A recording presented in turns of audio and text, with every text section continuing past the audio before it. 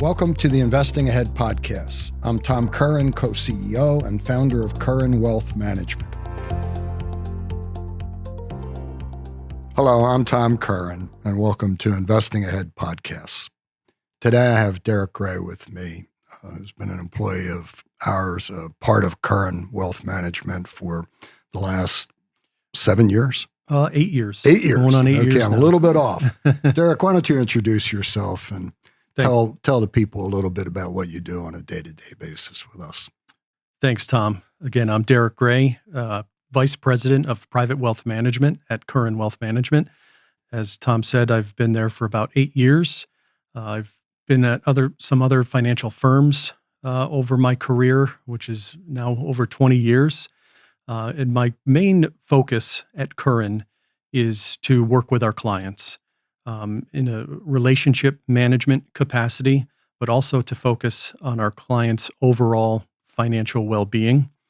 We try to offer our services as comprehensive as we can and offer anything that could be of specific benefit to making their financial lives better. Derek, tell me, in all the years you've been in our business in financial planning, financial services, what do you think is the most difficult thing we confront in dealing with trying to help younger clients? Well, a number of things come to mind, but I think number one, younger clients don't have the investment experience to understand the long-term power of compounding. I think it's a slow burn sometimes, and there's ups and downs. And if you're doing the wrong type of investing, like penny stocks or something like that, it can turn a younger person off to investing and say, this isn't worth it. I'd rather spend the money.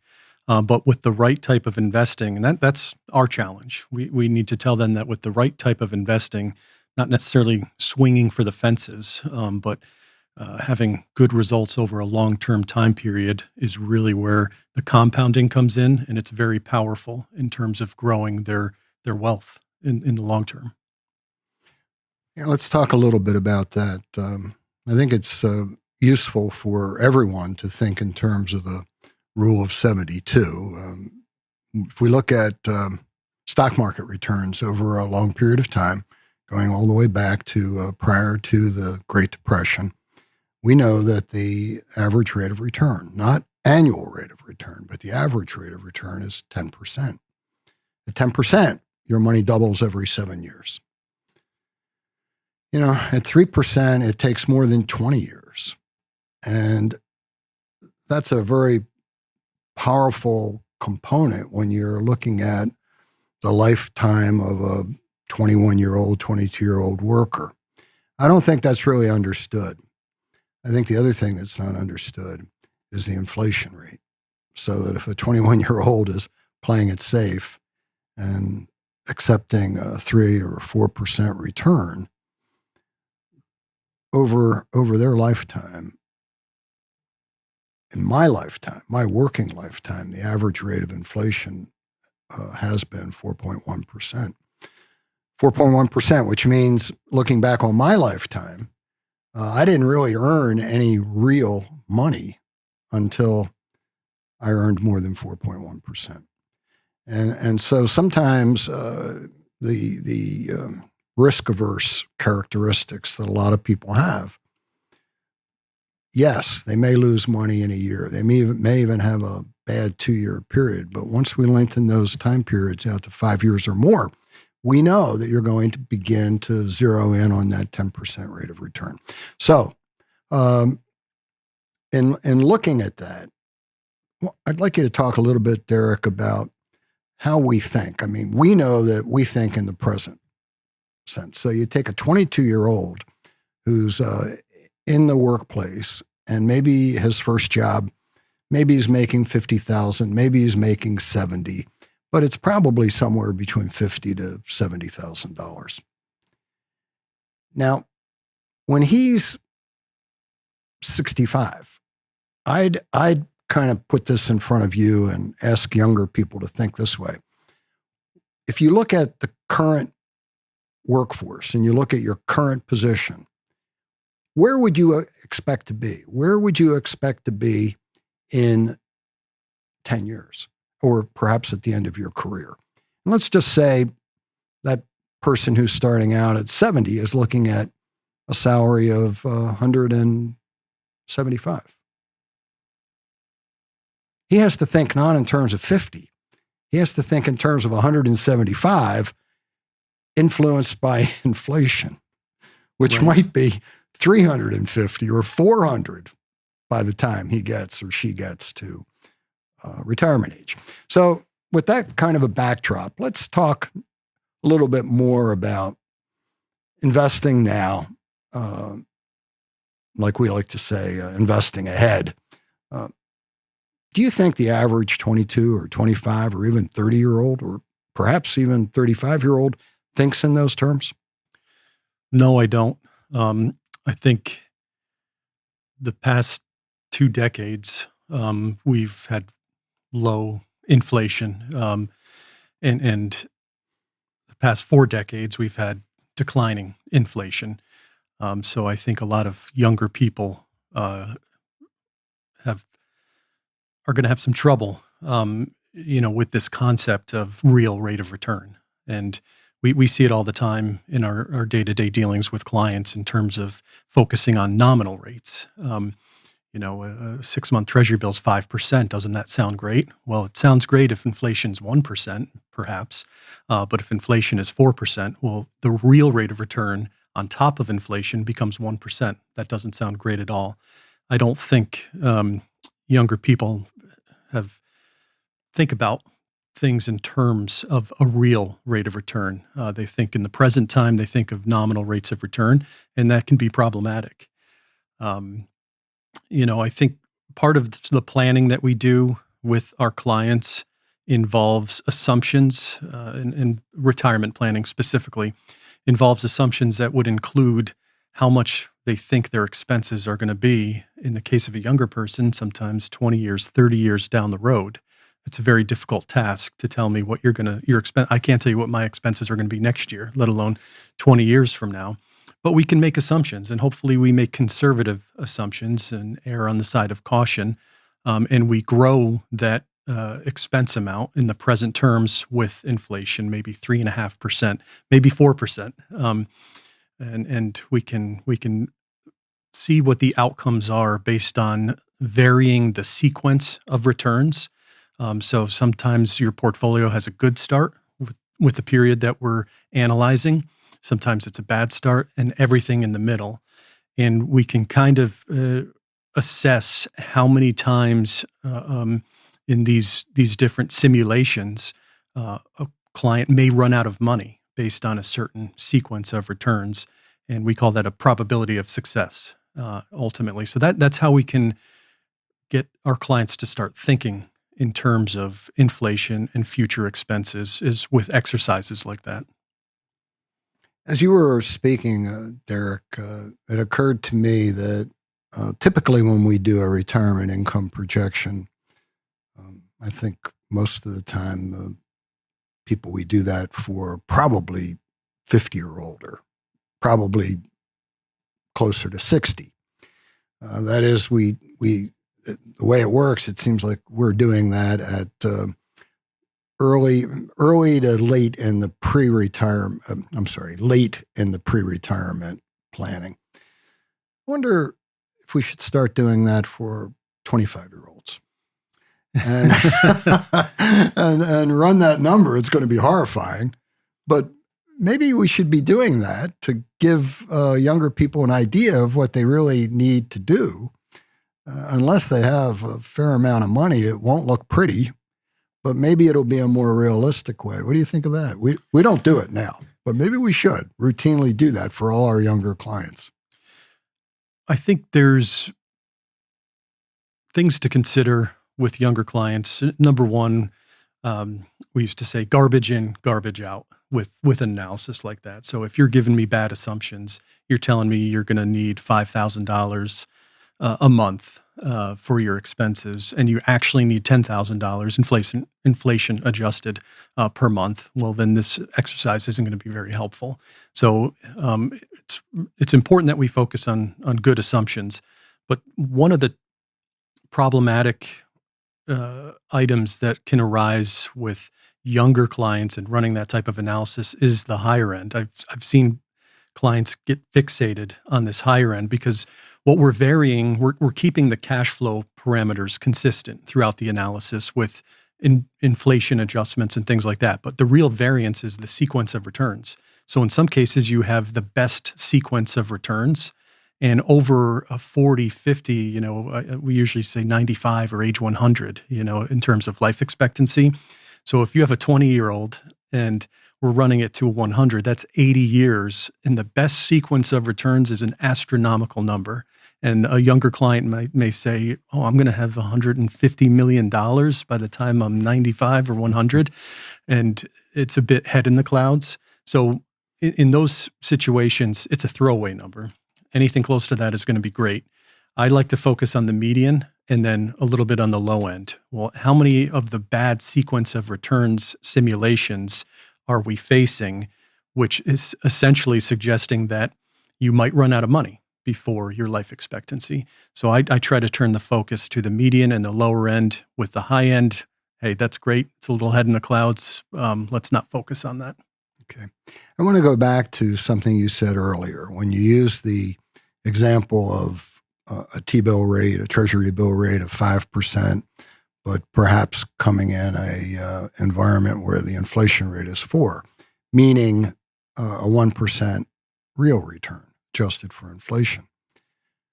What that means is if at 1%, it would take 72 years to get the same purchasing power that we have today.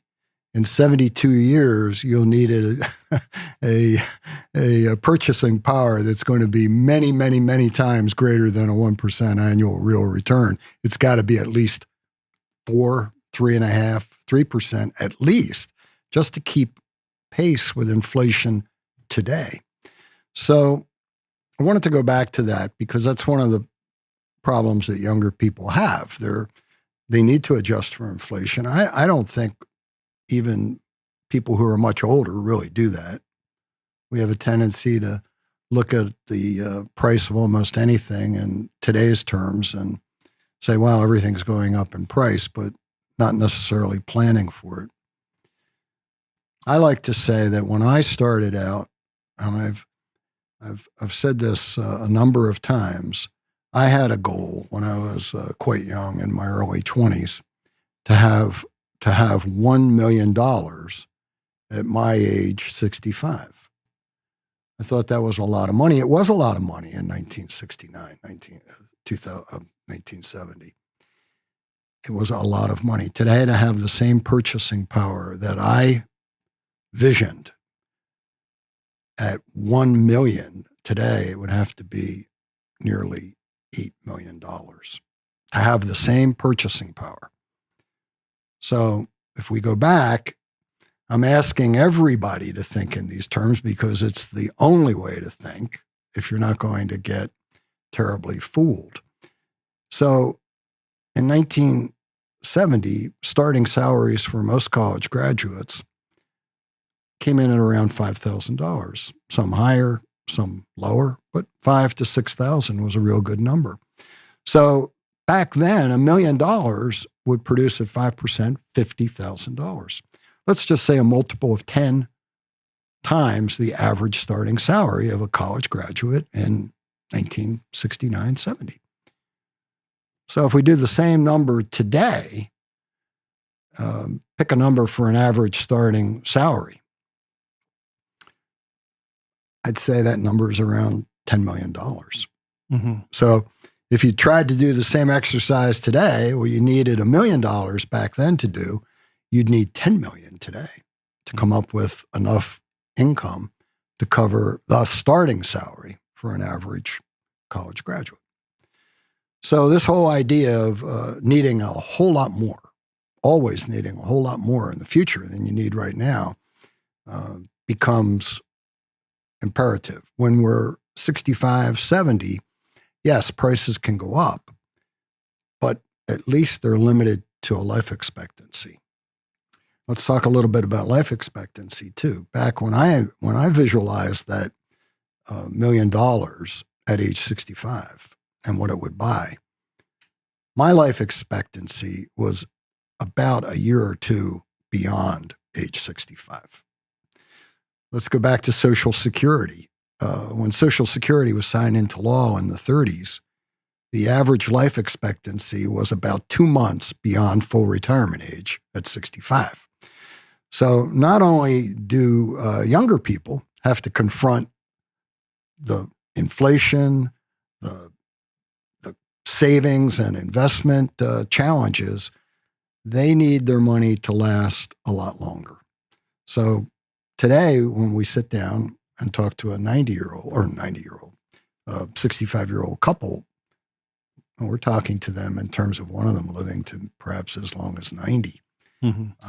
I think I've read that a 20-year-old, 30-year-old healthy, when they sit down to have that same conversation, they're going to be looking at probabilities closer to 100.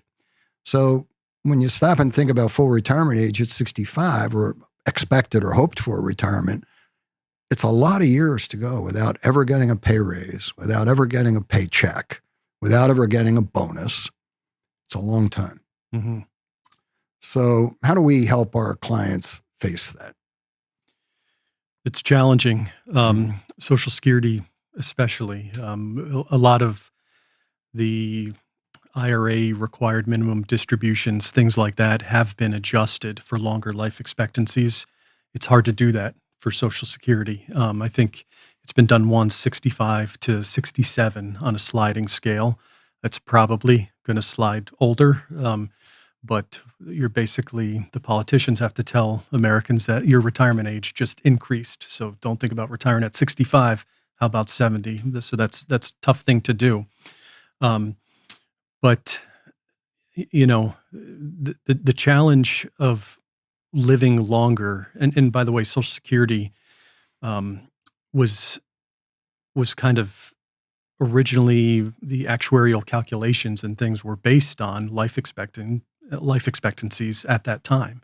Like you said, maybe a couple of years after age 65.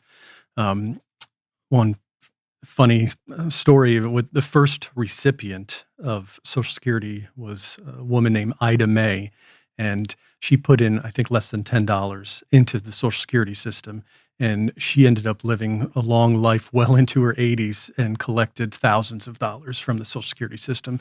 So that's some of the challenge. And when I work with clients, in some cases, I've had clients tell me, don't assume that I'm going to get any Social Security, and I want to plan that way to be more conservative.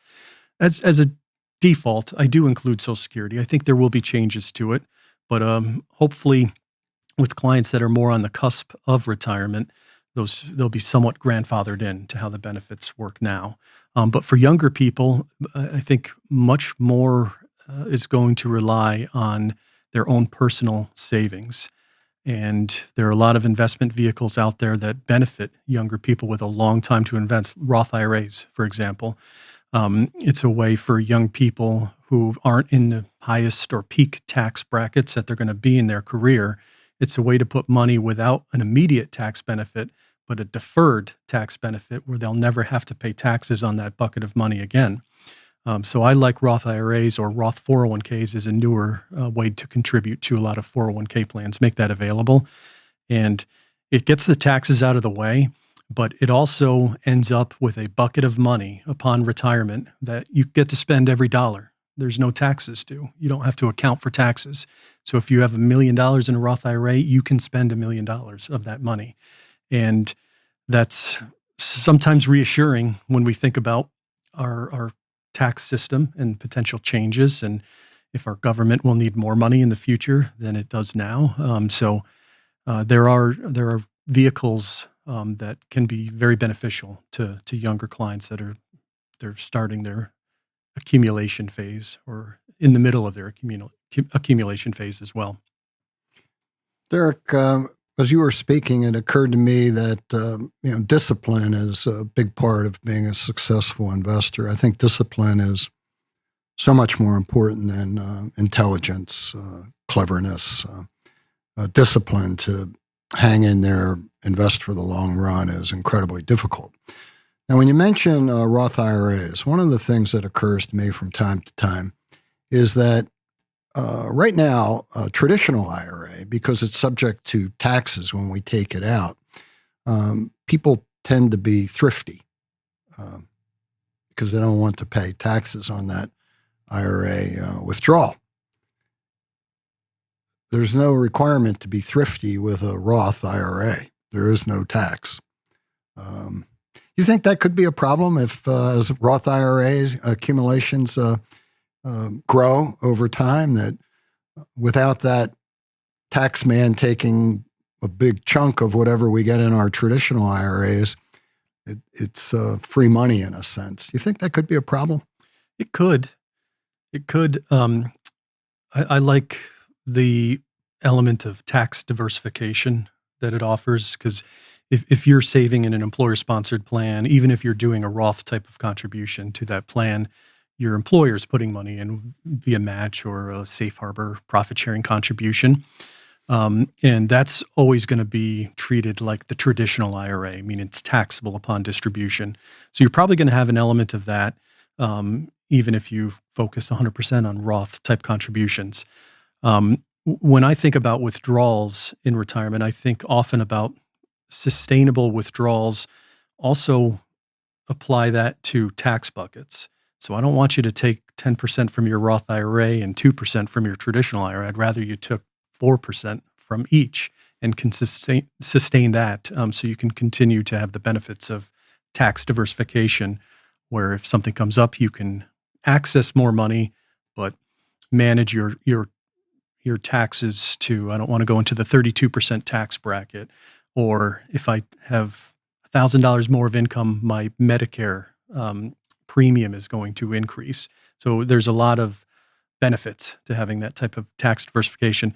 To answer your question, I think with the right help, people like us, I think we can manage that to not just raid the tax-free money, but there could be an incentive to doing so.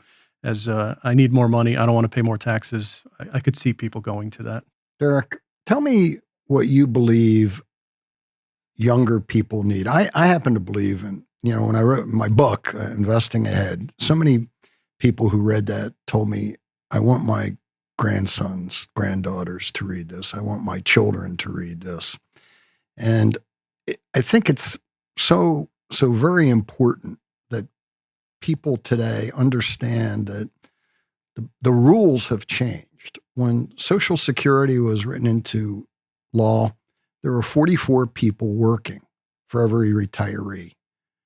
Last year, that number went lower than 3. It's about 2.8 workers for every beneficiary. And it's expected to continue to slowly go lower.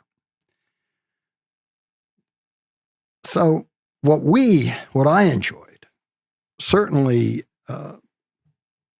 can't be sustained. We tripled the tax rate. We took the base on which Social Security was being charged from roughly $6,000 or $7,000 to $168,000. We can't do that. If we do that again, Social Security will wind up being taxed at 40-50%. It's already almost 30% of the federal budget when you count in Medicare. So whether we like it or not, it's not conceivable. It's not sustainable that these things continue as they have continued. So I look at our greatest challenge is to reach and find that magic formula that allows younger people to understand that no matter what we've done in the past, while it would be everyone's goal to be able to continue that into the future, we need to tell a much different story to help our younger population. So I don't know whether you share that challenge or not, Derek. I'm not sure that anyone else does either.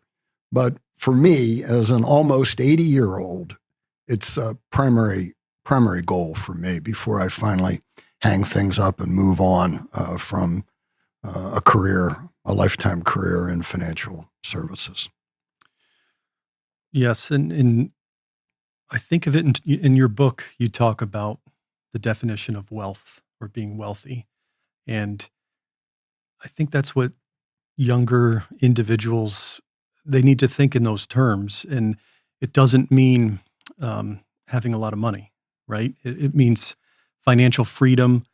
It means, I think your definition is something along the lines of having enough to support your desired lifestyle without having to work another day in your life. That isn't on top of mind with a 25-year-old or even a 35-year-old. They're going to get up, going to go to work, going to make money, going to pay the bills.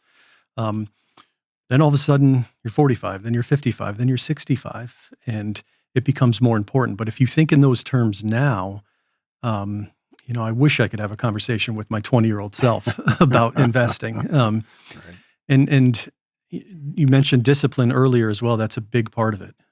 You're going to see, your own version of the dot-com bubble bursting, the financial crisis, the pandemic drop. 2022, was a bear market. Every client, every investor is going to see their own version of that. And if you weather the storm, you can see, and we have seen it, it's going to be profitable for you, and it's going to help you with your goal of wealth and financial freedom in the long run. So that's the story I think we have to help our younger clients with, understanding that. How they get there takes discipline, and it's not straight up. There'll be some volatility, but we know what the stock market does in the long term, and we need to harness that power. Thank you, Derek. Thank you for joining us today on the Investing Ahead podcast with Tom Curran. Thank you for listening.